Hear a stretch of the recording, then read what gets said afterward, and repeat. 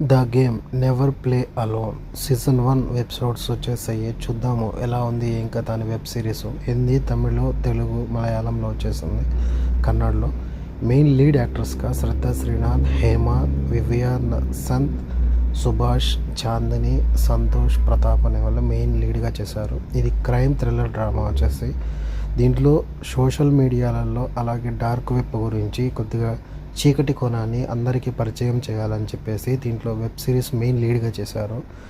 ఒక game designer చేయడానికి, అంటే గేమ్ డిజైనర్లు ఉంటారు కదా, ఇప్పుడు మనం వాడే ఫ్రీ ఫైర్లు కానీ లేకుంటే పబ్జీలు కానీ ఇలాంటి గేమ్ డిజైన్ చేసే వాళ్ళ లైఫ్లు ఏ విధంగా ఒక ఏమంటారు చీకటి కోణం ఒకవేళ వాళ్ళ వెనక పడితే ఒక వాళ్ళను దూషించే వాళ్ళు, ద్వేషించే వాళ్ళు, వాళ్ళని ఇబ్బంది పెట్టాలనుకున్న వాళ్ళు ఈ డార్క్ వెబ్లు వీటి చీకటి కోణంలో వాళ్ళని ఏ విధంగా బాధపడ్డారు, ఈ ట్రోలింగ్స్ ఎలా జరిగాయి, ఈ ఫోటోలు మార్ఫింగ్ చేసి ఏ విధంగా వాళ్ళందరినీ బ్లాక్మెయిల్ చేసి వాళ్ళ దగ్గర డబ్బులు తీసుకున్నారు, లేదంటే వాళ్ళ పర్సనల్ అటాక్ కోసం డబ్బులు ఇచ్చి వేరే వాళ్ళకి చెప్పి వాళ్ళను అంటే రేప్ చేయడం కానీ, లేదంటే పర్సనల్ ఎమోషనల్ బ్లాక్మెయిల్ చేయడం కానీ, ఏ విధంగా వాళ్ళ ఫ్యామిలీ లేడీస్ని ఏ విధంగా వాళ్ళను ఈ ఫోటోలు మార్పింగ్ చేసి ఆన్లైన్లో పెడతామని చెప్పి డబ్బుల కోసం బ్లాక్మెయిల్ చేయడం కానీ, ఇలాంటి అన్ని విషయాల మీద ఒకే శ్రద్ధా శ్రీనాథ్ క్యారెక్టర్ చుట్టూనే తిరుగుతూ ఉంటుంది స్టోరీ అంతా.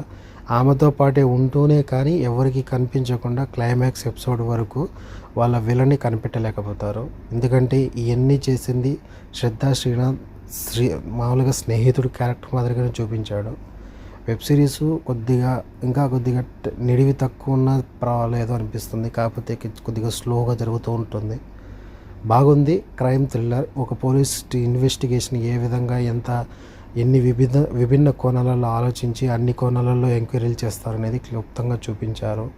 బాగుంది. సోషల్ మీడియా నెగిటివ్ ఎలా ఉంటుంది ఏం కథ అనేది మొత్తం దీంట్లో తెలుసుకోవచ్చు. డార్క్ వెబ్ గురించి కూడా దీంట్లో చూపించారు. ఒకసారి చూసి జాగ్రత్తలు తెలుసుకోవచ్చు.